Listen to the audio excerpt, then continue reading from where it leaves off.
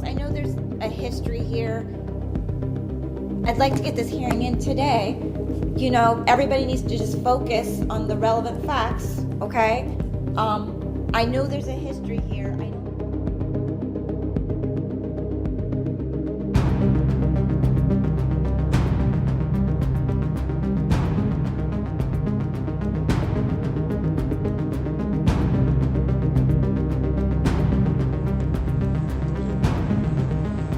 Are you talking up by Sunset Mart? Up the hill by the gas station? Yeah.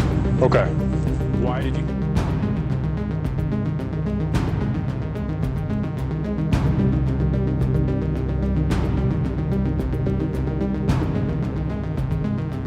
Whoopsies. Whoopsies. All right, Don't worry, I'm just behind the scenes over here. Who's responsible here? Whose house is this? What? Yeah, haven't been drinking or anything, right? No. Okay, drive careful, You guys okay? been drinking. Don't worry, guys, I'm just working on my mic control. This is with the other group that ran away. Oh, really? You just ditched it?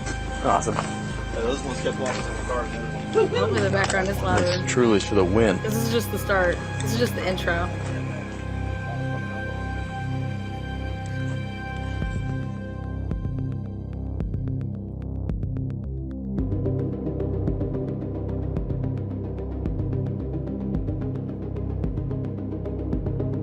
That I was given to. So there was 2 different discs. Okay? 2 different. They all knew about it.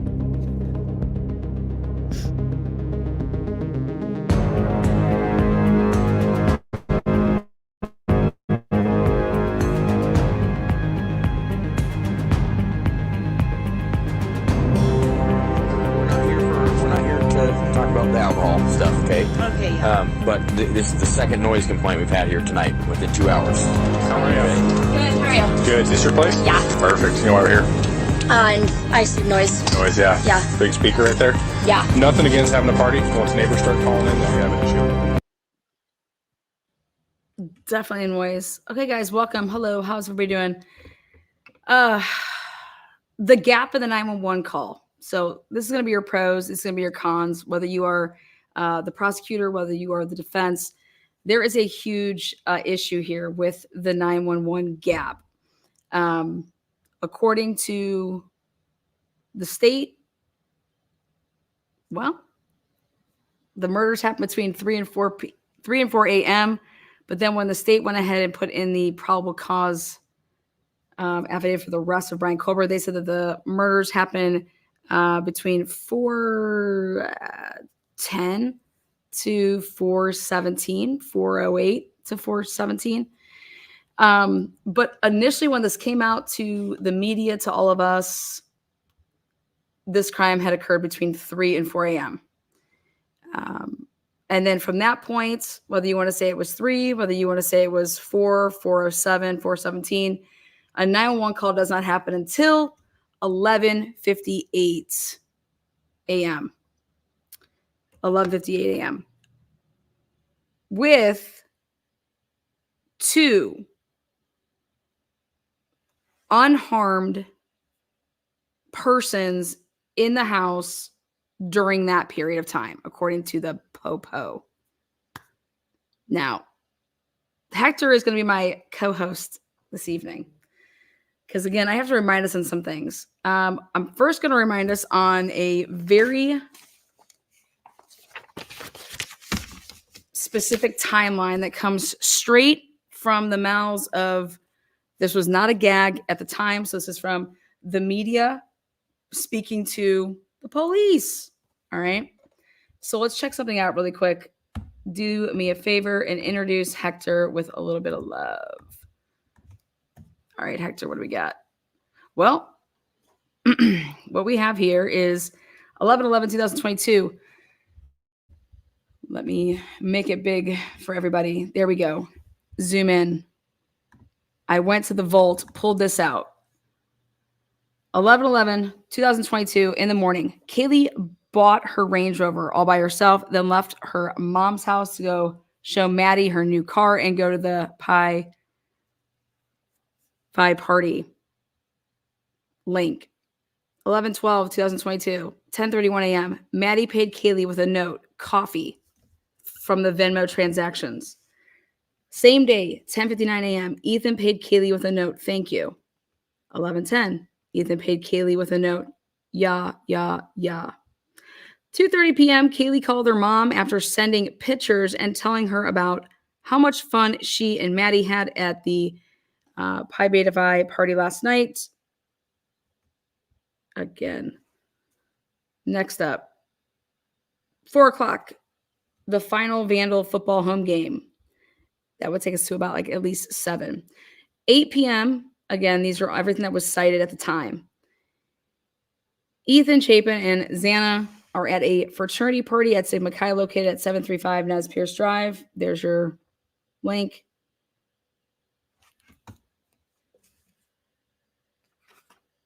$8:40, Ethan paid Jack K with a note that says, thanks, Venmo transactions. 9 o'clock, Ethan paid Xana. Or I'm sorry, Ethan and Xana leave the fraternity party at 9. Again, link. It was leave, just so we know. Leave. 10, Kaylee and Maddie are at the corner club. Link. 10:15, Kaylee and Maddie were picked up from their house per Kaylee's mom and sister. 10:20, Kaylee and Maddie arrive at the corner club per Kaylee's and Maddie's sister. So listen, when people want to talk about that they aren't good with dates, times, all that stuff, right here, I want to take us back to the beginning. And they were on it. They were accurate. Where did they get this information from? How did they know this? Well, they had access to things. How did they have access to things? But it would be accurate nowadays that we know exactly that, I mean, this is actually correct. They didn't arrive at this time, which the media, it came from the police. They wanted to say 10. Well, we're being a little bit more specific here, right? 11/13/2022 at midnight, Xana speaks to her father for the last time, and he mentions that she was hanging out at home with her boyfriend. Again, there's your link. 1 a.m., the 2 surviving roommates arrive home after being out in the Moscow community separately. Moscow Police Department Facebook page. 1:30, Kaylee and Maddie leave the bar in downtown. That's the link. 1:40, Kaylee and Maddie seen via Twitch video. Kaylee and Maddie get a ride home from a private party. That's what they were announcing on Facebook, but did not give a specific time via the police. 1:45, Kaylee called for an Uber. We would find out later that the Uber is, in fact, the private driver. But for all intents and purposes, that's where you can find that. Ethan and Xana arrive at the residence on King Road at 1:45. Per that Facebook update. Again, I changed it for all of you guys that have OCD. There you go, private party driver, because then it got changed. They first said Uber, then the family says, wait, we have to say this right. But at 1:49, so at 1:45, it would be they reached out. Then at 1:49, the private party arrived to pick up Kaylee and Maddie. Now, if you want to do yourself a favor, go check out the Twitch video and see at what point does Kaylee start making any type of phone movements to reach out to say, hey, we want to ride. I'm just curious what you guys come back with. 1:56, this would be accurate. Kaylee and Maddie arrive home per Kaylee's mom and sister. But remember, the police finally confirmed by law enforcement on 11/25/2022. It's a very important date there because this is another day that they do something. But that's the day that they want to update it and say, hey, yep, 1:56, we moved their arrival from 1:45 to 1:56. Now, why did the police take so long to do that? What were they looking at? I think everybody should keep in mind that 145 to 156. I think what people need to think about there is the time mixed with what videos that law enforcement could possibly see that they're like, this isn't good. Next, on this day, 11/25/2022, would also be the same day that the police decided to tell WSU as well as other local law enforcement agencies that, hey, be on the lookout for the white Honda Elantra. Okay? That's the same day. Boom. Now, 2 a.m. on 11, which would be 13/2022, neighbor Dakota Sparks, he and his partner Heather, they go to bed and they haven't heard anything at all or seen anyone. This is a neighbor of the murdered University of Idaho students, describes the crime scene location as a party house. Fox News. 2:26 a.m., Kaylee's first call to Jack D.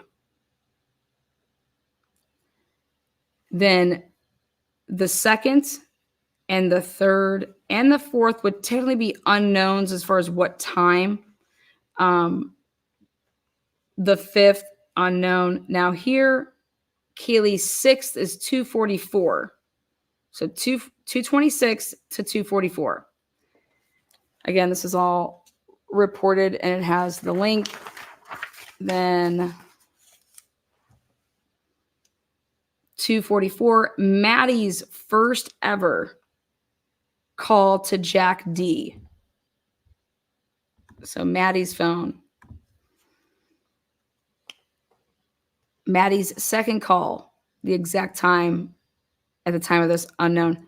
2:52 a.m. Maddie's third call to Jack D. 2:52 a.m. Kaylee's seventh and final call to Jack D.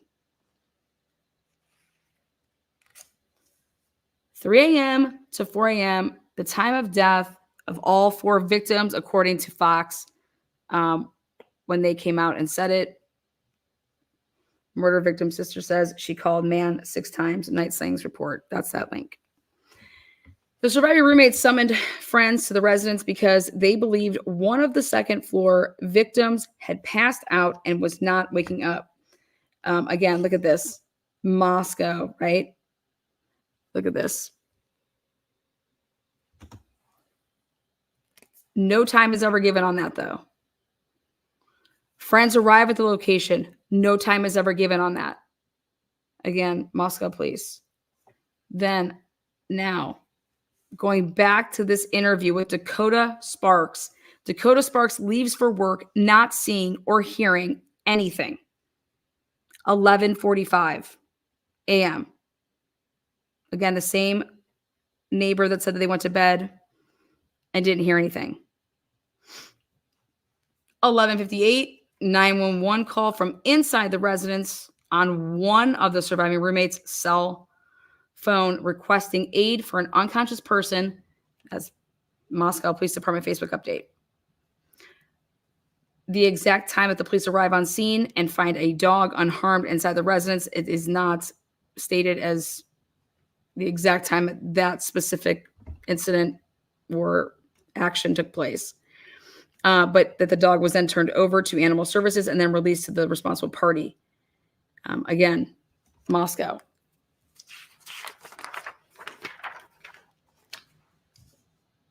Again, this is all the original stuff. All 4 students pronounced dead, 12. This was that article link. 5 to 5:30, same day. Latah County coroner arrives on scene. 11/13/2022, same day. 4:48 p.m. press release. City of Moscow homicide victims announced. 11/14/2022, 12:41 p.m. press release. Mayor expresses condolences to the community, and we remember what he said, right? Press release updated contact information for the Moscow City Police.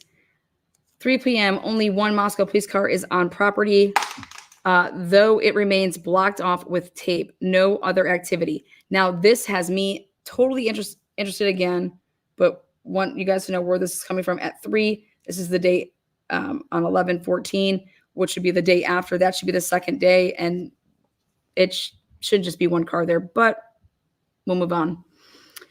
11:15, 8:27 a.m. press release, Moscow homicide update. Then these would just be updates that happened then. There was one at 3 on 11:15. There was one at 11:17, which was the autopsies performed. No time on the press release that came from that update. 11:18, 3:40 p.m. press release. Police request public assistance. Press release. 11:19, 6:24 p.m. press release update information. 11:20, 2022, 3 p.m. Police hold the second press conference. 11:21.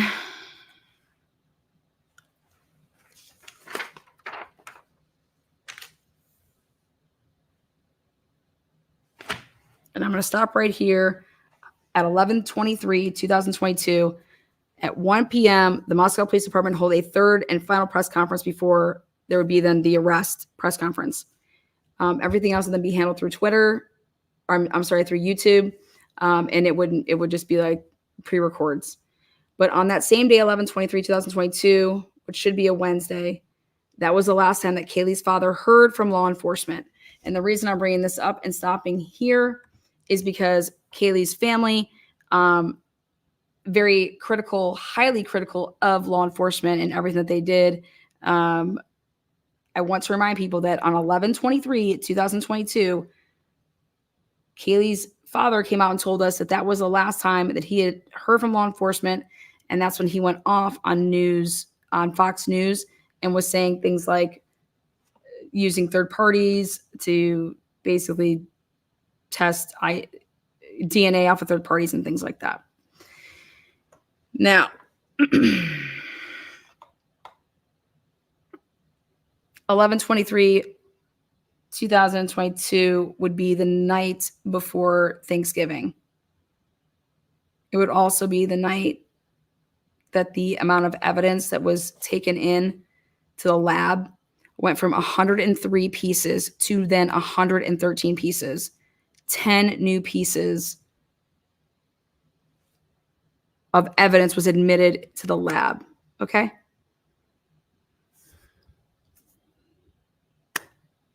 That's very, very interesting to me.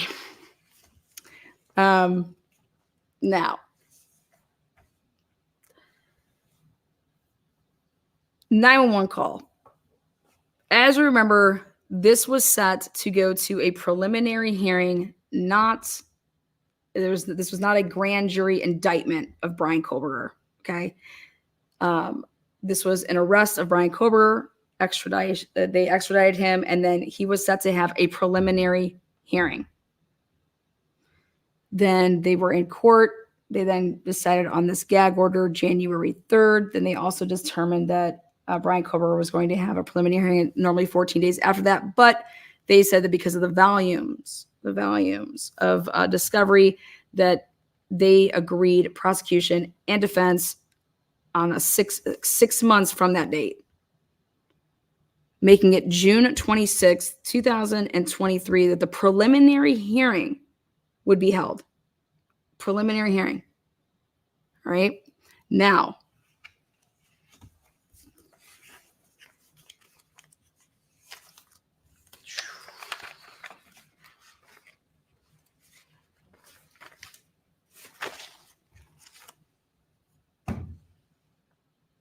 you can no longer find this on the internet.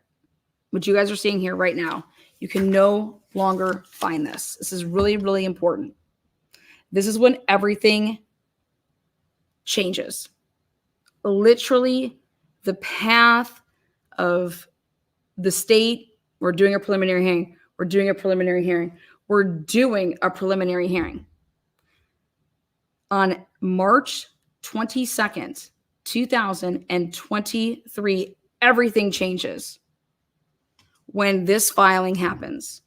You guys can go and check the Idaho important or most interesting cases. When you guys go to that website and you scroll down, you see the Brian Koberger name, and then it has every single filing. in terms of all the documents. You can no longer find this.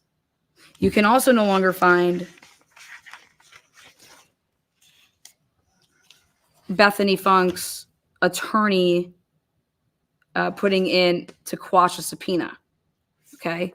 So let me just, this is going to be my first bomb in the term of, I think one of my most important bombs in this case was when I came out and said that Dylan Mortensen did not reside on the second or on the first floor. And she actually had a bedroom on the second floor. And that was in December of 2022 before it ever was announced. So here we go. March 22nd, Ann Taylor's investigator files this affidavit in support of a motion for an out-of-state subpoena to bring somebody from out of state, Bethany Funk, bring her and actually produce her because the defense is going to call her as a witness in the preliminary hearing, which is unheard of to do. Okay. Now, why isn't this on the internet anymore? Why is this document not there anymore? Well, let's just talk about what this investigator truly had to say. This is under the penalties of perjury.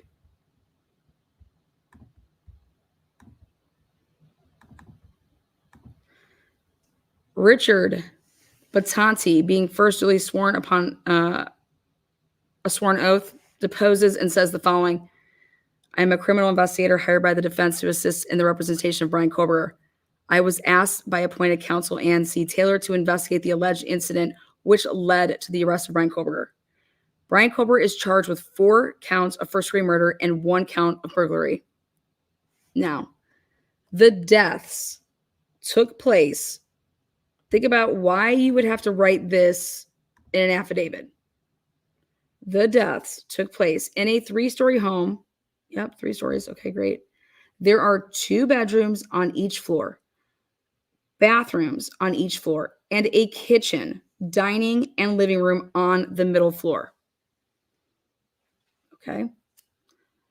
Number 5, Mr. Kober is alleged to have entered the house around 4 a.m.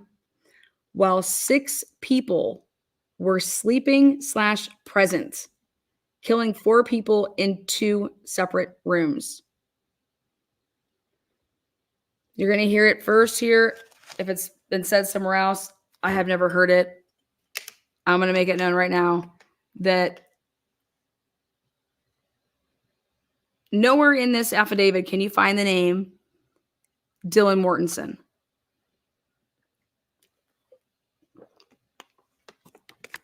You can find the name Bethany Funk.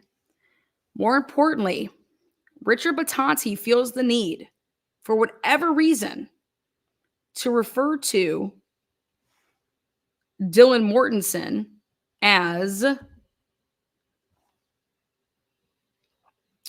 number 5. Number 6, the people killed were located in 2 bedrooms, one on the 2nd floor and the other on the 3rd floor. Bethany Funk's bedroom was on the 1st floor. The other surviving roommate's bedroom was on the 2nd floor. Why would Richard Batanti not say Dylan Mortensen's name? Why? Well, I'm going to tell you that I have an opinion on that. Next, Bethany Funk was interviewed by police on several occasions. She disclosed things she heard and things she saw. Bethany Funk was present at the home 8 hours later when police were called, arrived on scene, and discovered the homicides. And you have to think to yourself, why is that important? Why is that important? Like, why are you saying that? Why are you saying that? Like, why isn't it saying that Bethany Funk and Dylan Mortensen were present at the home 8 hours, and the other surviving roommate? Okay. was, was present at the home 8 hours. Again, let me just finish this out, and I'm going to point out some very, very interesting things. During the course of my investigation, it became known to me that Bethany Funk has information material to the charges against Mr. Kohlberger. And the only thing that would be significant is whatever was said in the probable cause for the arrest of Brian Kohlberger. Okay? So if she has information, the only thing that the defense would know at that point in time is this is everything that was alleged in the probable cause for the arrest of Brian Kohlberger as to have happened. And then, yeah, sure, we're going to be dumping discovery at you, but discovery is just discovery. But this is what the state is alleging. And so during the course of his investigation, it became known to him, Richard Batanti, that Bethany Funk has information material to the charges against Mr. Kohlberger. Portions of information Ms. Funk has is exculpatory to the defendant. Now, this is not the only time that we hear the word exculpatory when somebody has provided, whether it's an affidavit or whether it's testimony. The other person that used the word exculpatory and then explained it was Cy Ray. Okay? Ms. Funk's information is unique to her experiences and cannot be provided by another witness, meaning we're not going to allow Payne or Mowry or anybody else that is law enforcement to testify to hearsay. Meaning we're not just going to let you testify to whatever the fuck you want. We want her. Bethany resides in the state of Nevada, and it is necessary to subpoena this witness because this witness, her testimony is material and necessary to this case. Why? Well, I'm going to tell you guys why. I went back and I had a little bit of an epiphany, I believe. And what I want to point out here is that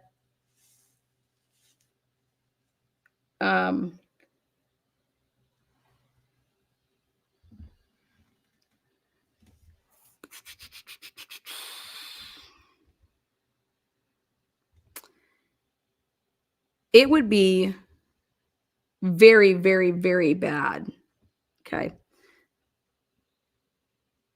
if Bethany says, now remember when I just showed you guys this, and it was very, very important that the police said that the two surviving roommates arrive home after being out in the Moscow community separately.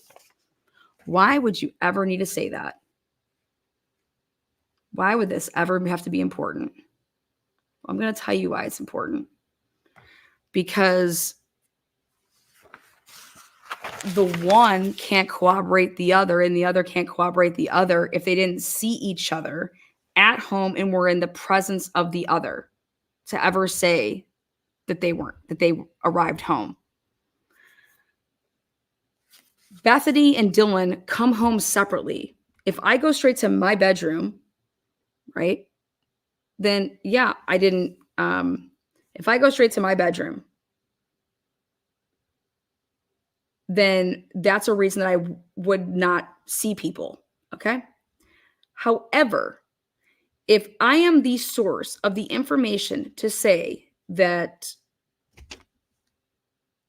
everybody was in their rooms by 2, or I'm sorry, home by 2 and in their rooms by 4, okay?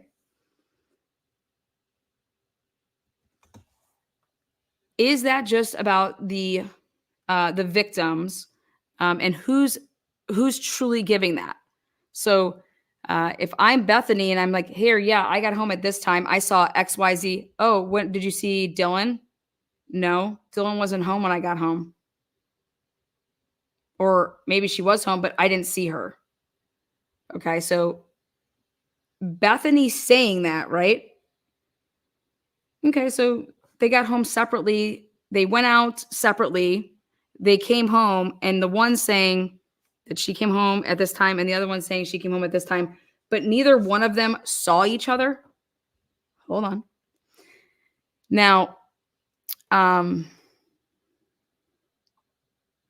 it becomes very problematic that if then in the morning, when you wake up, and it's never been said, remember when Fry would get all like flustered to answer anything about like who was at the home, who called 911, whose phone it was, where anybody was. Has it ever been said that it was on one of the surviving roommates' cell phones, right? It didn't say that, oh my gosh, both survivors started freaking out, and then they called friends over, and then they called 911. No. It was very vague and was more or less just referencing one of them. And so it would be pretty problematic if Bethany has to say that she came home, I didn't see Dylan, then I went to bed, and everybody was in their rooms when I went to sleep because I physically saw X, Y, Z, and then I went to my room. And then when I woke up in the morning, Dylan wasn't there either.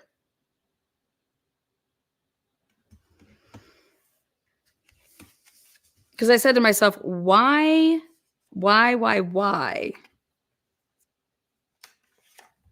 is this so important? Bethany Funk was present at the home 8 hours later when police were called, arrived on scene, and discovered the homicides. Why wouldn't it say Bethany Funk and Dylan Mortensen, or Bethany Funk and the other surviving roommate was home,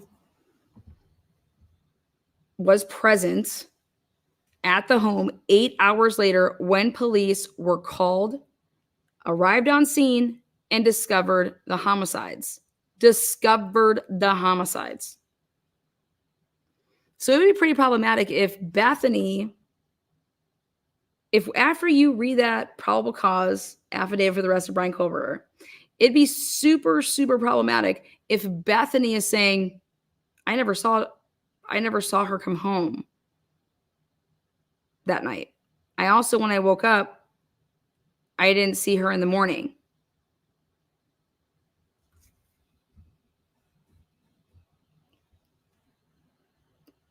That would then be what? Exculpatory, right? For Brian Culver, because it is Dylan's statements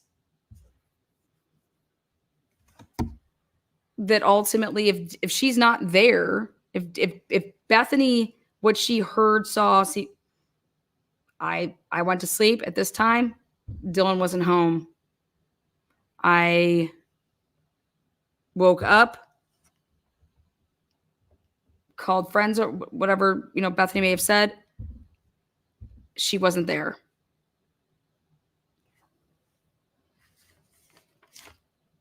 To the point that this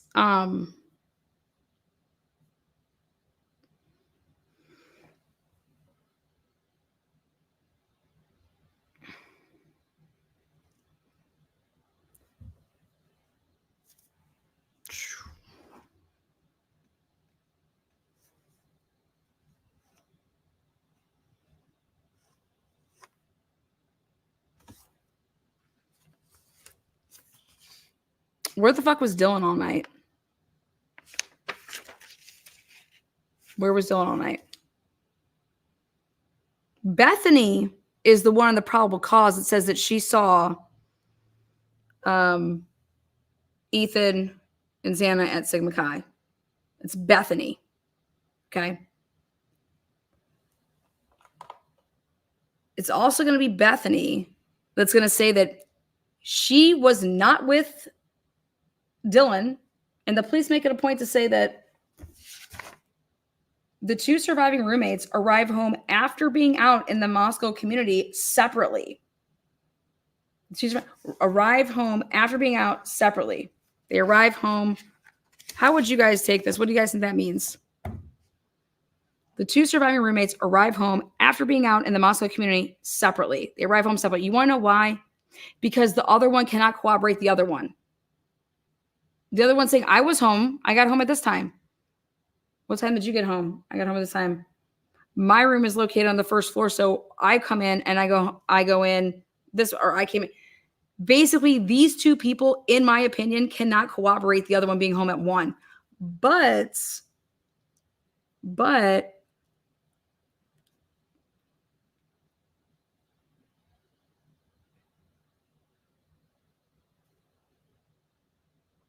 and there's a reason that they had to say it that way. They had to say it this way because just because you guys didn't see each other doesn't mean that Dylan's lying, right?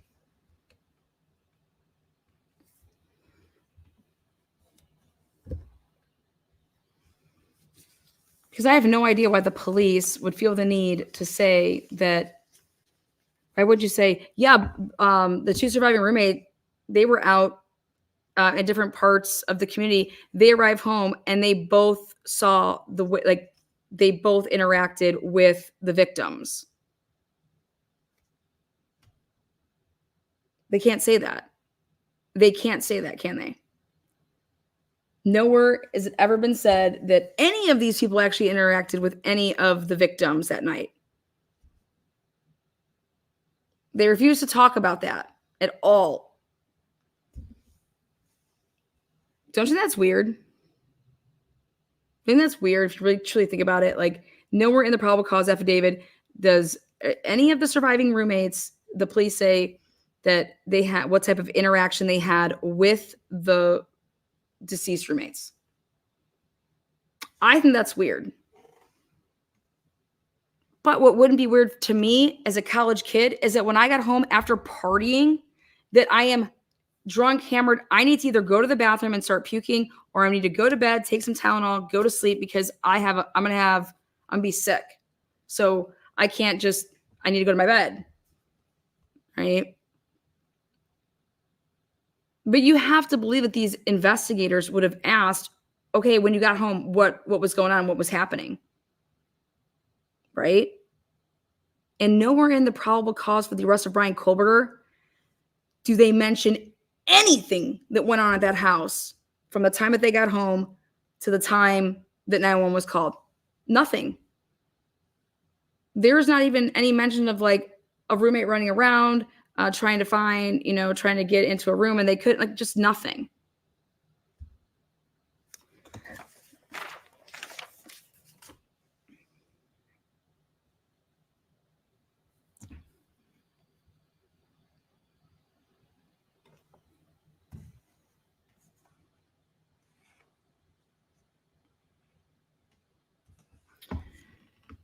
Mr. Kohlberger is alleged to have entered the house around 4 a.m. while 6 people were sleeping / present. Why does Batanti need to say that? Killing 4 people in 2 separate rooms. The people killed were located in 2 bedrooms, one on the 2nd floor and the other on the 3rd floor. Bethany, her bedroom was on the 1st floor. The other surviving roommate's bedroom was on the 2nd floor. The other surviving roommate's bedroom.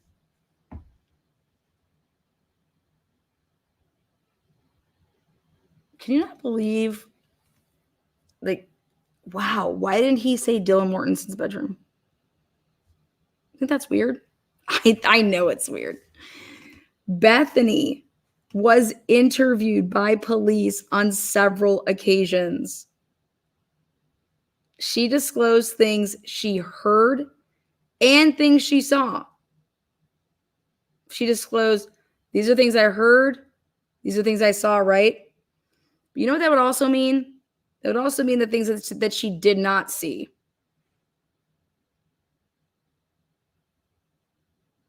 You can also disclose things that you didn't see. by like saying like what you saw. If I said, "Oh, I saw so and so, they ordered this. I heard the, I don't know where Dylan was. I didn't. Last time I saw her was at the Vandal football game.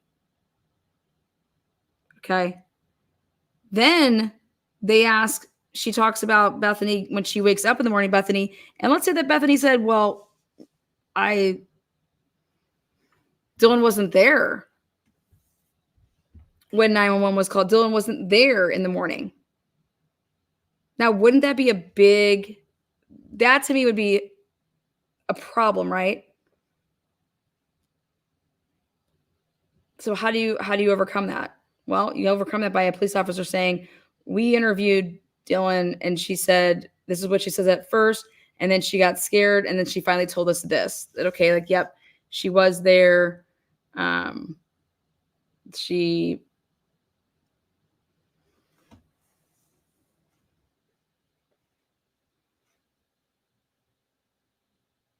Because remember, at first, it was that Dylan slept downstairs on the first floor, and nobody heard anything that was a survivor, and they weren't a witness to anything. Okay. And then now you cannot find this anywhere on the internet. After he files this on March 22nd, then everything goes haywire on the internet in terms of this case with Bill Thompson filing. There was the Brady Giglio that came out on the 24th. And the dominoes just start happening where now Mowry has to be called in and be updated on the cell phone shit in April, the beginning, because why? They're moving in high gear to go towards a grand jury indictment. Why?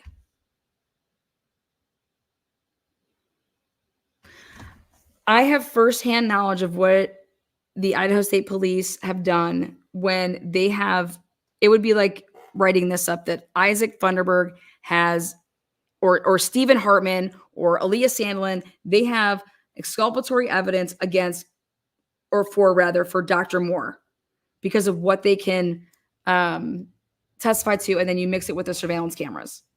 All right. Meaning that the gunshot to kill somebody wasn't at 7:26. It was way earlier. All right. So, but they knew it. The police knew it, but it's going to be a matter of if you can find it. Well, here the defense does. They want to say this, bring in this, and then boom. We cannot have a preliminary hearing in this case. We have to have, we have to go grand jury. Because of this. And then Bethany goes and gets herself an attorney. And you can't find this shit anywhere else because they took it all off the internet. On April 3rd, 2023, so Bethany's going to literally go get an attorney, file to quash this subpoena that was issued to bring Bethany here to testify in June. And while that's happening, Backseat Bill is over there having to now bring Mowry in because he has the experience to be able to testify in front of a grand jury in regards to the phone records and the cast and all that shit. This is what puts it all in motion, though. Saying that what Bethany is about to unleash. Now, why do you think that Ann Taylor and her team are so fucking like, he's innocent, he's innocent, he's innocent? We know, like, we believe in his innocence.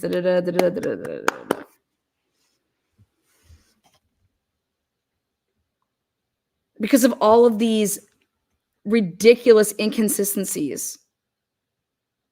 And it all centers around, how are you going to now explain a 9-hour gap from the time 911 was called to when you were going to say the crime happened? How do we know the crime happened at between 4:04 and 4:20? Why did it take you guys, I don't know, a month to move when Kaylee and Maddie got home at 1:56 versus saying they got home at 1:45? What was on camera between 1:45 and 1:56? Who was technically in that house during that time that is unaccounted for of ever leaving that house?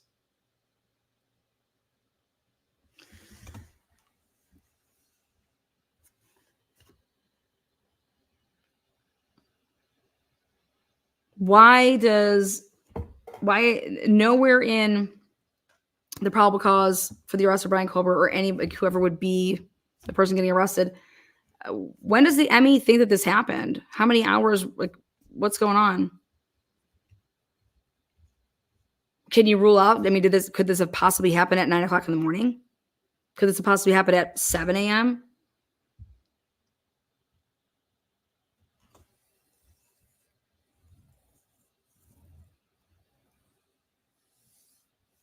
Remember, that next day in the morning, people would have been waking up to tailgate if they are huge Seattle Seahawk fans. Seattle Seahawk fans, that area is notorious for it. They had that early morning game with the Patriots. So it would have been a good game. How does the ME feel about this time?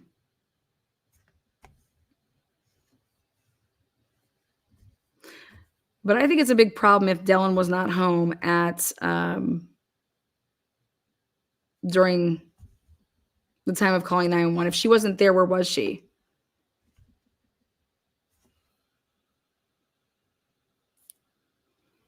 Would that be a problem? So, what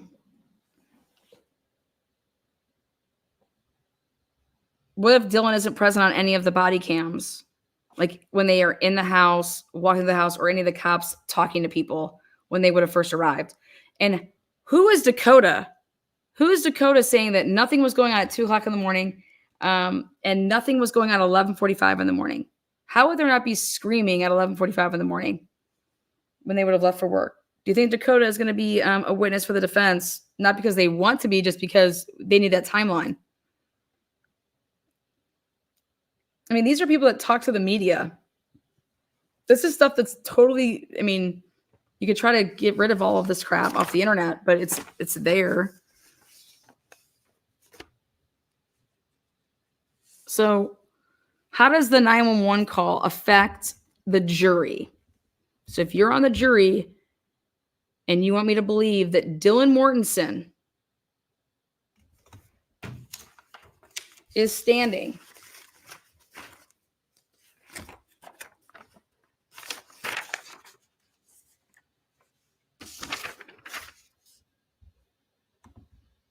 You want me to believe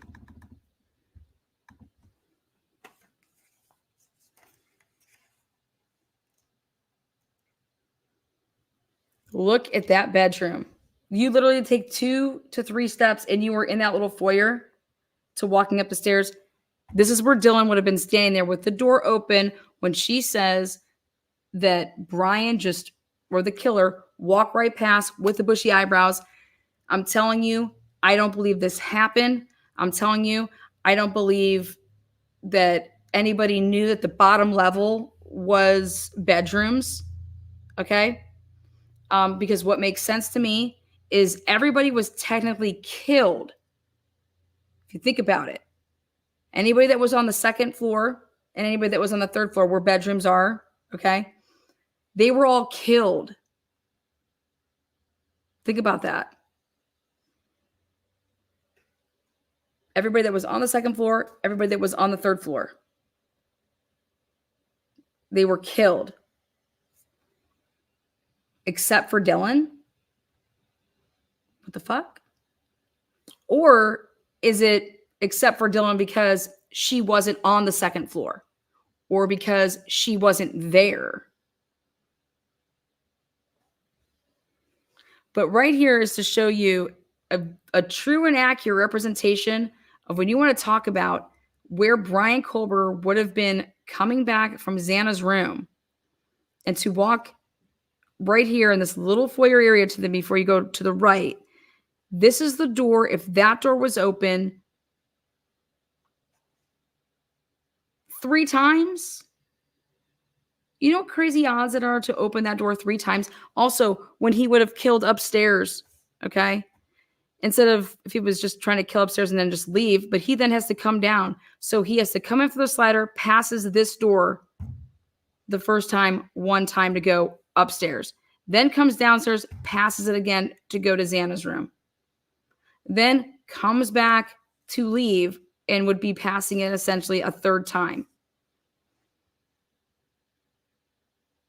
And that door, the most accessible door in the house, is opened 3 times.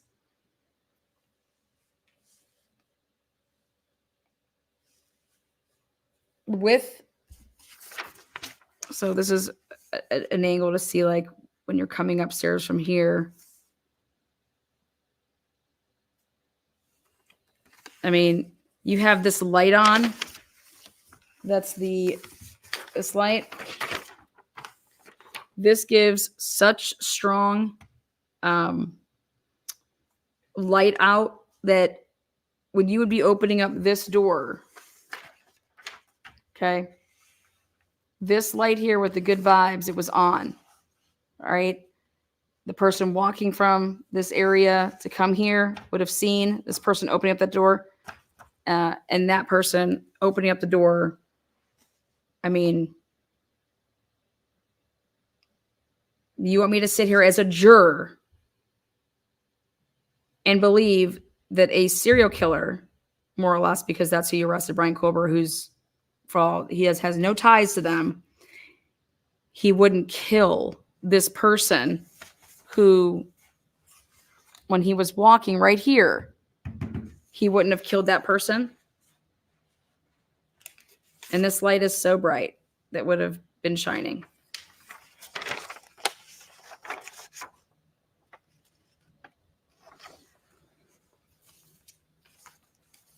Then, think about this then. Then, no 911 is called for 9 hours. I mean, talk about this person just like who did this, getting away with it, and missing out on every like bomb. Like 4 o'clock in the morning, there's a DoorDash. 4:12, literally, they want to say that Xana was on playing TikTok or using TikTok.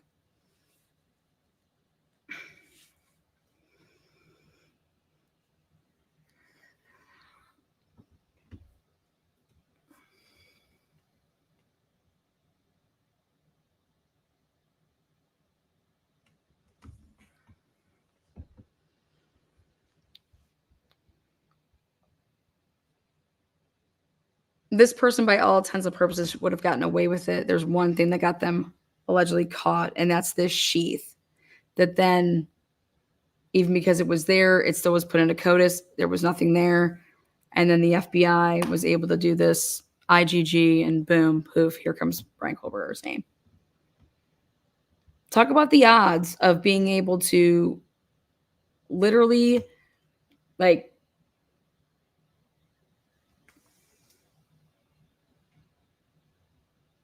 not run into the DoorDash, not run into, or no one calling 911, not running into either one of these girls. Nobody's hearing any screaming from any of the houses that are seriously like right on top, that either they came over there being like, oh my God, what the hell's going on? Or that they just called the police on their own because of a noise complaint. I mean, all of these things, nothing.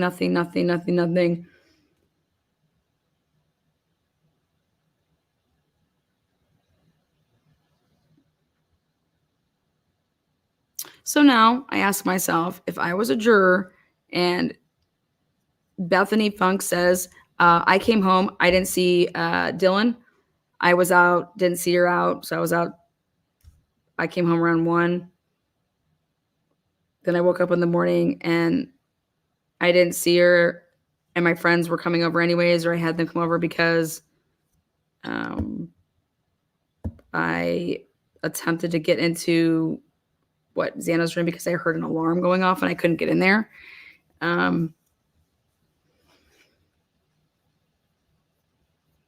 And then it's only the words of Dylan Mortensen that she was there, and that now she's going to say that she was in that room and that she saw the stuff and that she was just in a frozen state of shock. But then she somehow miraculously walks to somewhere else because nobody saw her there.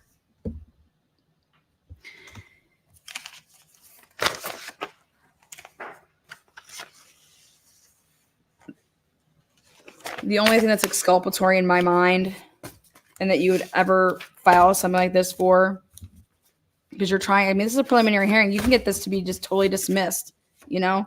And they were going for that. They were going for like, this wasn't like we're having this preliminary hearing because it's just formality. So I can see what you got. No, we're having this preliminary hearing 6 months later because we believe that our client didn't do it. And there's evidence there that will prove that he didn't do it. Right? And I think it would pretty much blow up the state's case if Bethany Funk got on the stand and said that Dylan Mortensen was not there when she got home and was not there when she called 911 or when she was looking for her roommates.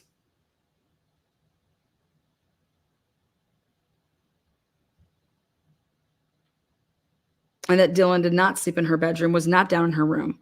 Or does it also blow it up if she says that her and Dylan were having some type of relationship down there in that room? And yes, she was down there. We were out at different places, but she came down in my room and we were down there at this time because we were doing X, Y, and Z.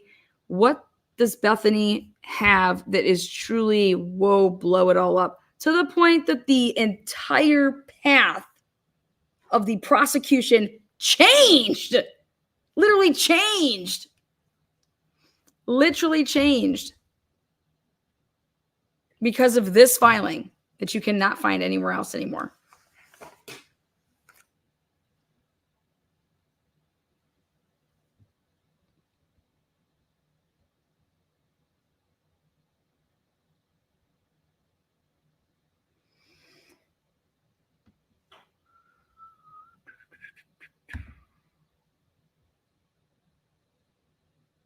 Why didn't any neighbors call the kids that live in the house if there was all of this commotion at the 1122 King house?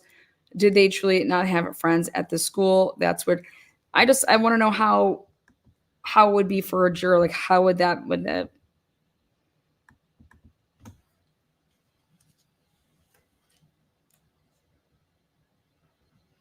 Koberger is alleged to have entered the house at 4 a.m. while 6 people were sleeping. Why does he have to put that in an affidavit? While 6 people were sleeping / present, killing 4 people in 2 separate rooms.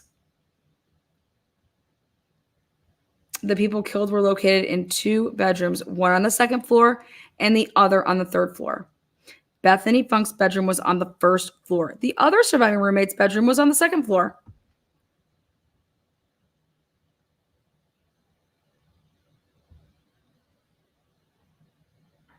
So if Bethany was to say, I was up with Xana until she got her DoorDash, and so I was in the living room until 4 o'clock, got home at 1, didn't see Dylan.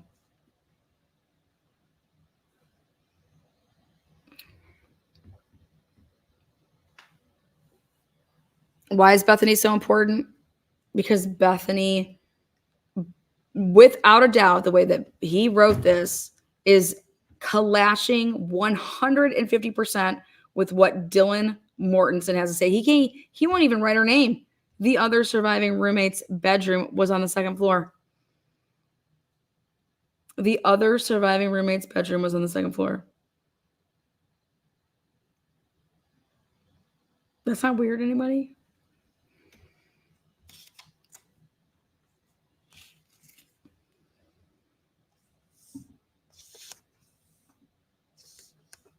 Why do you think he has to talk about where the kitchen, living room, and dining room is, or whatever he talks about right here?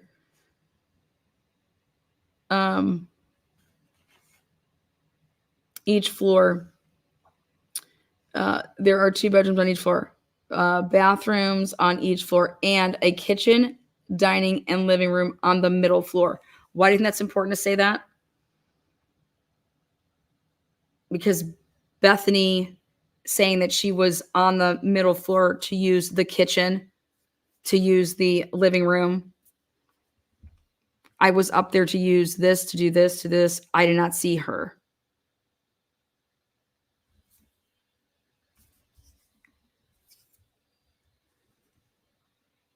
Now, if rumors are true and Dylan's boyfriend was truly a drug dealer and being on the radar of FBI, and Dylan at any point in time was a confidential informant for local law enforcement in any of the towns that she lived in, and or for the feds, like they did back in the day with sorority girls.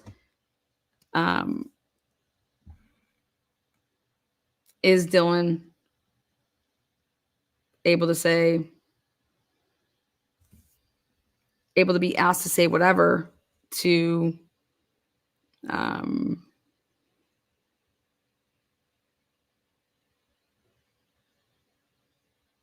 you're going to do this, you're going to do that. If she's being threatened, if she's, hey, you were right here, or you didn't hear this, or you're going to need to start talking because then we're going to think that you had something to do with this. So you better start saying something. So what does she do? Dylan starts just telling them what they want to hear, just like a false confession almost, but not in the terms of that she's confessing that she did the murder. But yeah, sure, I saw this or I saw that. Because they're coming at Dylan to start pinning it on her.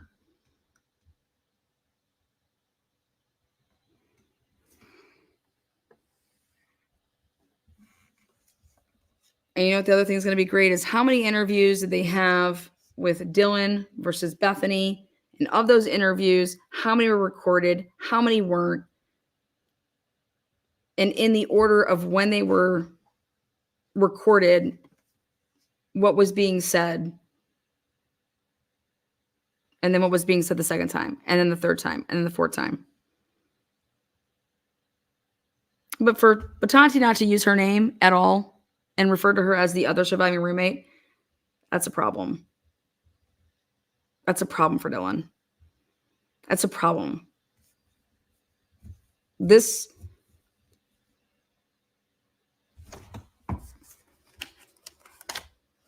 and you have mainstream media that wants to be asking parents about victim impact statements. There's going to be a victim impact statement regardless, right? It would always be, doesn't matter. At the end of the day, but to ask somebody, have you thought about a victim impact statement? No, I don't even know what the hell happened there that night. First, you tell me that Brian Koberger was stalking my daughters. Then you tell me that Brian Koberger wasn't stalking anybody, and there's no evidence of that. Then there's no ties, nothing connecting Brian to any of these victims. Then somebody was telling him that Brian Koberger's phone was hitting off of the router of the girl's house.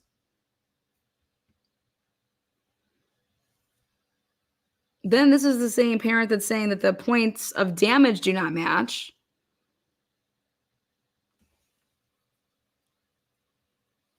And all the while, the university sits back and they've collected money.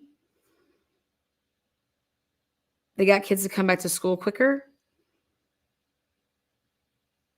Did they acquire the University of Phoenix yet? Well, that would be a great move because everybody's going to be doing online schooling at the University of Idaho. They might as well go get the University of Phoenix because fuck shit.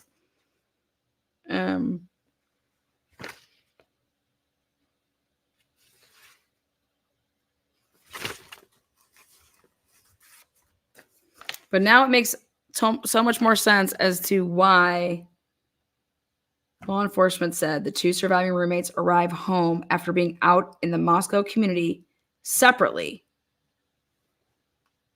But they both arrive home at 1. But they were out separately. They arrive home separately, but they both got home at 1.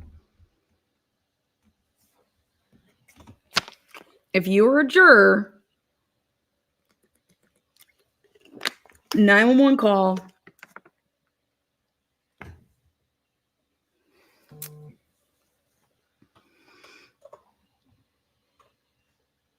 And then ready for it. After all of this, it is still a fact that nobody called 911 right after this incident would have happened from screaming or anybody, and that it's still held true that neither one of these roommates were the person that called 911 to get the police to come over at 11:58 in the morning. Their phone may have been used, one of them, which I do not believe, Bethany, but it wasn't one of the surviving roommates that made the call.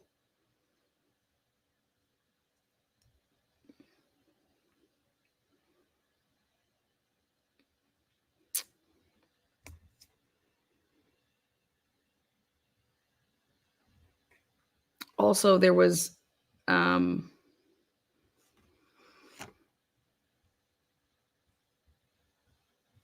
10 pieces of additional items that went to the lab after 11:23.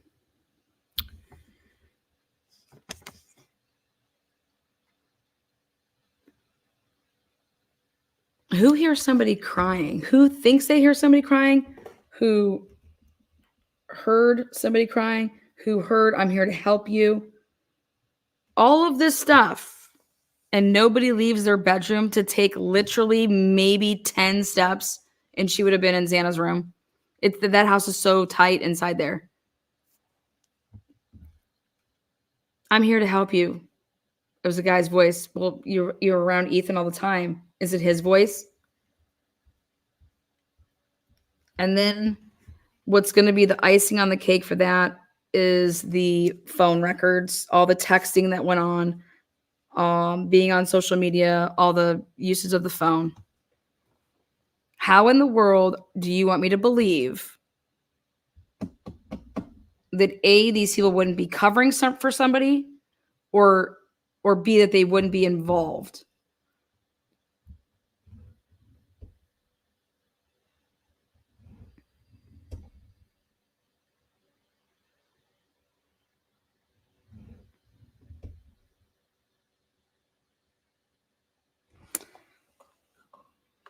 And why was it so imperative that the police, if you have ring footage, you're going to have ring footage.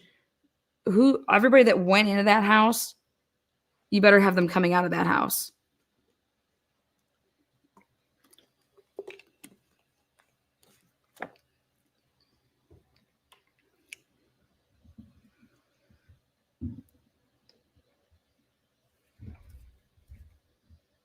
And we do understand this. This is going to be really, really important. Once either Bethany or Dylan say the words, "I was so fucking hammered," or "I was doing this," or "I was doing that," "I had drank all of this stuff," "we had been drinking for 2 days straight," you can't say anything like that. Once you say that, your credibility will go out the window. Gone for the jury. Especially Dylan.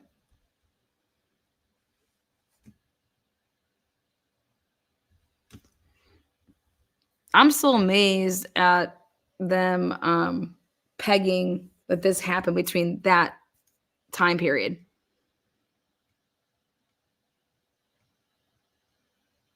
Because they said they're going off of the roommates' phones. Please do not tell me that on those phones it says something like, "Oh my God, why is so-and-so crying and screaming?"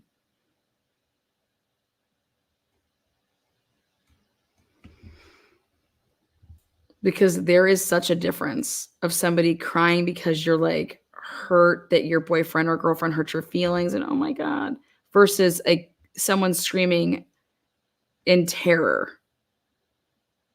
And anybody that's a parent knows what that's like when your kid screams and you're like,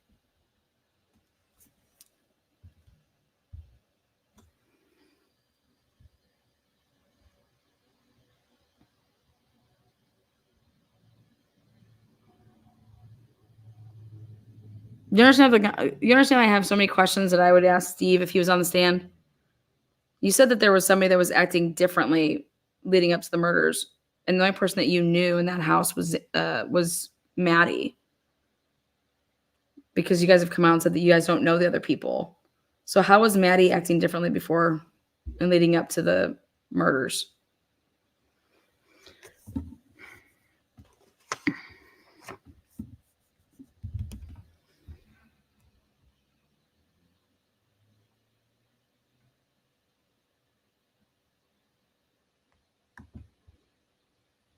Well, I think that's the other thing is,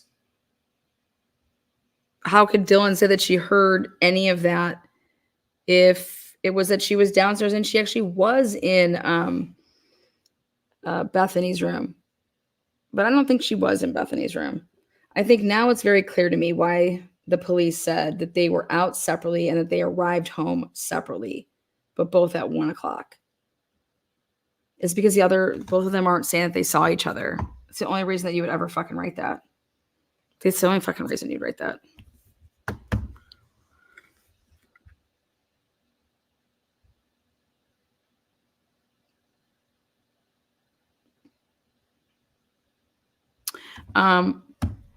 Also,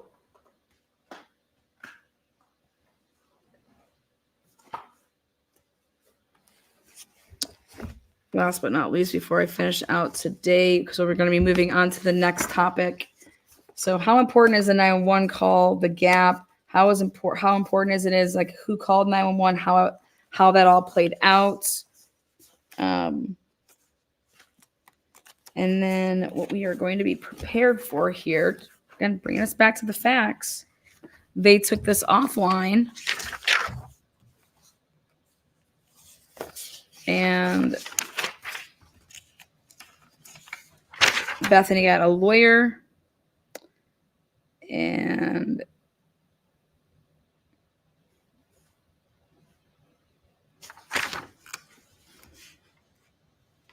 that lawyer wanted this whole thing quashed.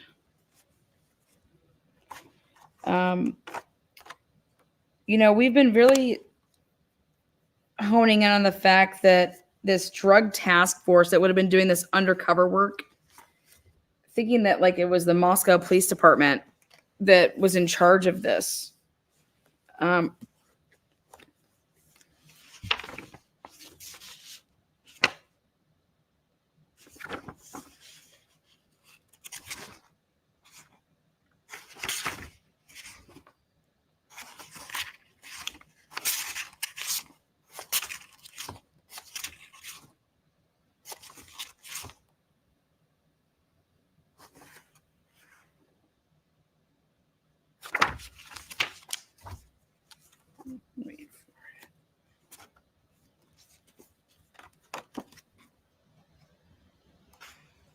Well, I want to show you guys something. This is what the next episode will be about. I will remind you guys the facts, which are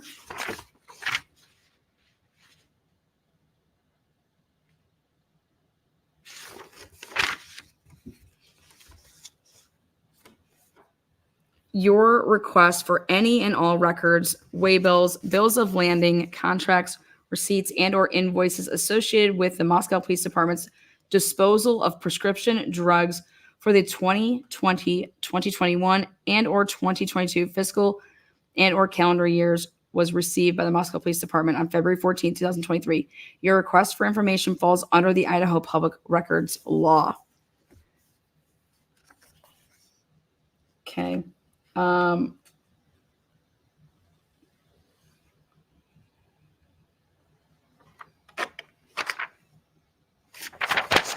Now take a look at this. This is the type of incidences that was reported. And I want you guys to take a look at something. Alcohol offenses, 54. This was responses.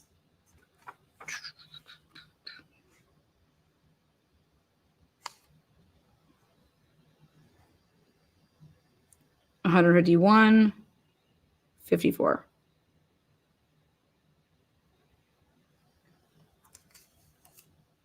Drug-related calls. Responses 468. Responses 223. Intoxicated persons 123, 48. 911 hang-up calls. Domestic burglary 755, 143. So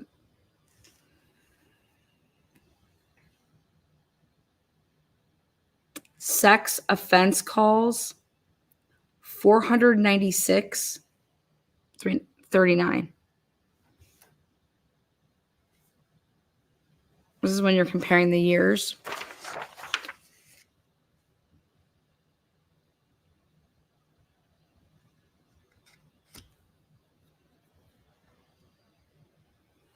Now,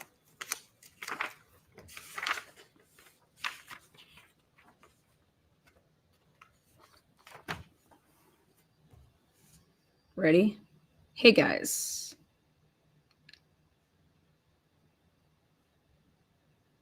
I put the documents in the note. The incinerator was closed in 2020 due to COVID, and we did not make an incinerator run in 2022.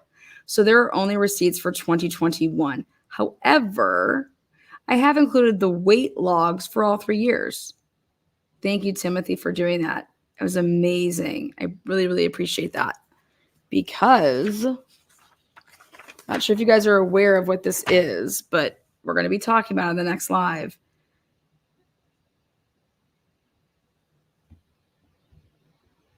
Okay. Ready?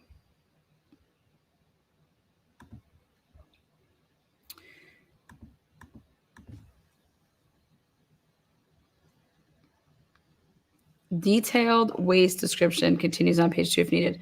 Loads will consist of evidence and found property, such as clothing, bedding, drug paraphernalia, tools, false IDs, plastic car body parts, DNA swabs, firearms, knives, wallets, purses, CDs, DVDs, media, and take back prescription. Okay?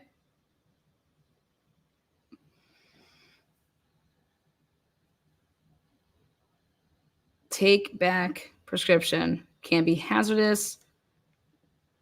Has this waste previously accepted the facility? Yes, yes. Here we go. Is the waste generated in Spokane County? Nope. Entered waste is generated in Moscow, Idaho. This is for what I'm about to show you.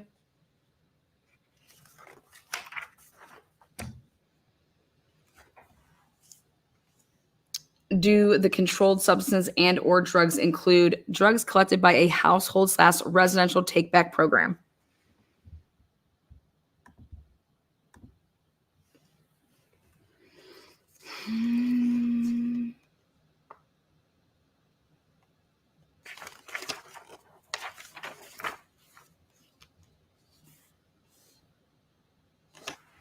This is what's acceptable.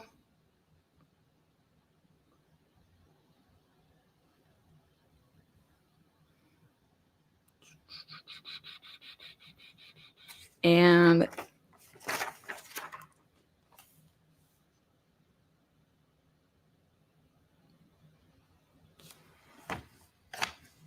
these are the receipts. I want you guys to see this really quick, and we'll talk about it.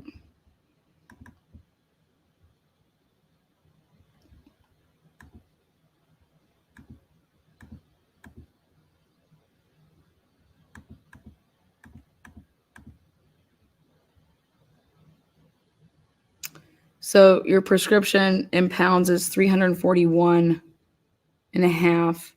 And then your evidence pounds was 1,398 for basically 1,809, 1,809 pounds.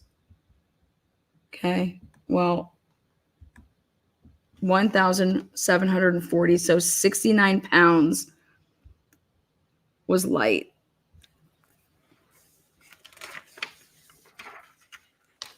And this is how this works. You have to give at least 24-hour notice is required to set up an appointment for delivery. And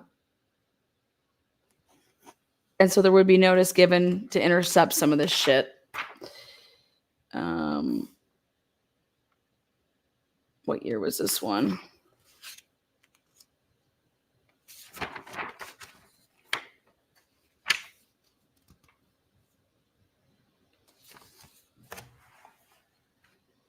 For waste deliveries that contain controlled substances and or drugs, you'll be required to provide a list of those that will be included in the delivery at the time of scheduling.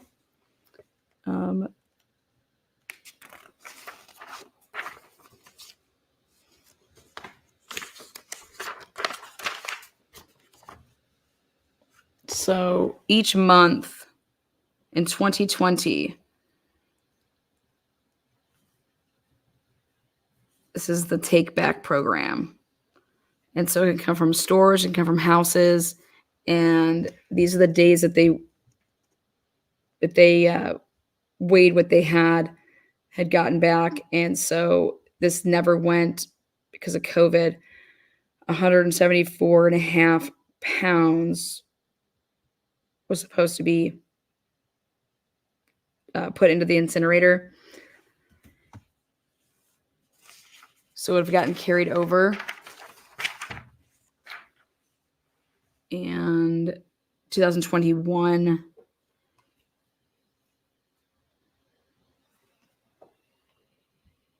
$96 because I looked at the date that they went to the incinerator, which was July 15th. So I only included 96 plus the 174.5, which was 270.5. And you would have to do that type of math in order to understand how they were light.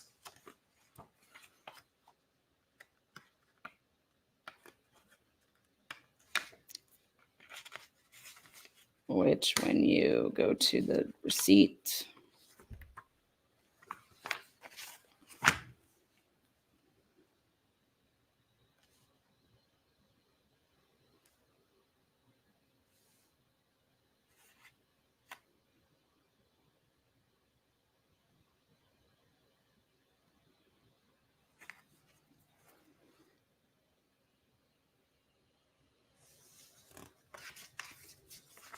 then I go back to, this was then 2022.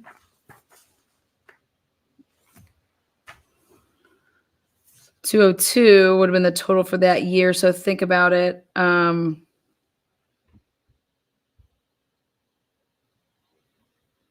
Hella light the 1 year. Anyways, this is the type of stuff that you can ask for. So when you want to talk about where all the drugs are coming from, that's still prescription out there. I'm sorry, but I don't believe that any of this shit's getting fucking burned up in no incinerator. And it's going back out there for resale to, this is actually in Spokane that they use this incinerator. But if you know that drugs are such a problem, wouldn't you be monitoring and having this like,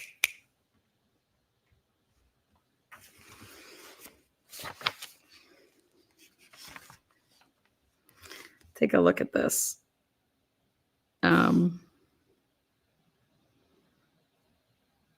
You just pay attention to who's doing it, like who's going and picking the stuff up, when it's light, when it's more.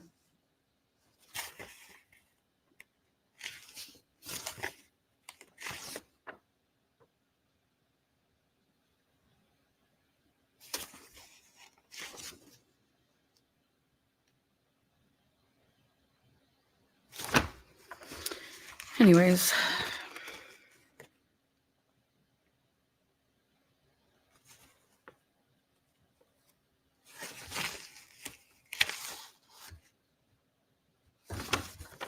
What happens to the drugs that if you, well, like I said, we'll talk about that a different day.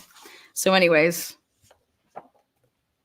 I can talk about the facts of this case all night, and I'm telling you the facts of this case are as soon as Richard Batanti put in on March 22nd, 2022 or 23, that affidavit, the entire course of this case changed.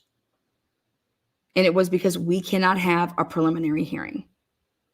And so go ask yourself, why not? If Brian Kohlberger is so guilty and there's all of this evidence against Brian Kohlberger, then a preliminary hearing should be no problem.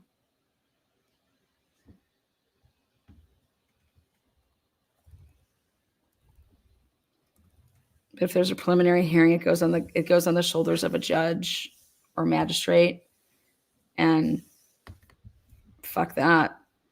They're like, I don't want to be involved in your shit.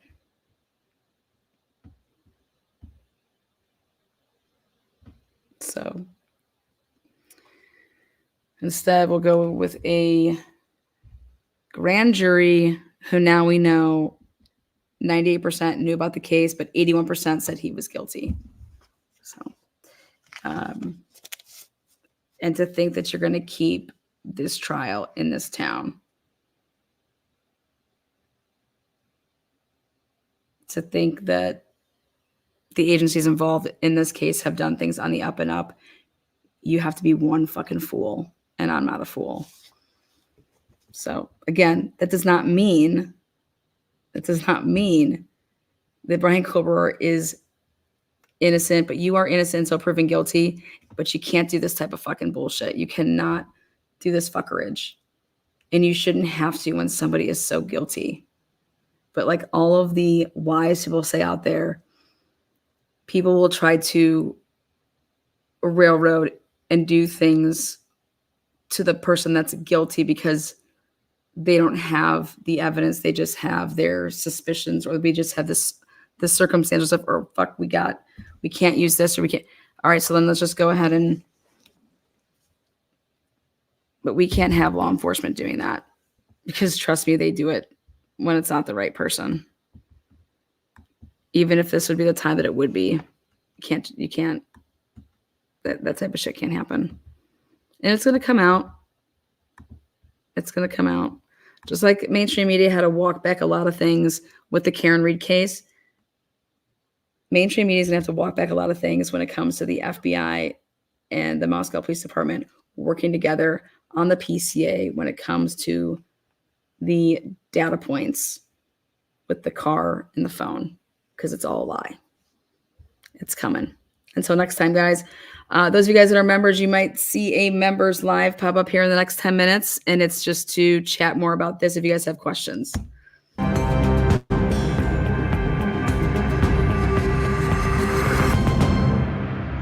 Like brains, and like if you need a lot of brains, you're gonna be in trouble. This November 29th, 4 people that were murdered, and you want to fuck around. You got 8 families that are being affected by this, and the biggest one, nobody from the universe. Shock value. And so what he did was he had taken pictures of California. Oh, you're from. I would be outraged if I lived in Moscow right now. I'd be lighting some cars on fire out there. I'd be flipping some cars. I'd get the frats going wild with me. Let's get some noise complaints going.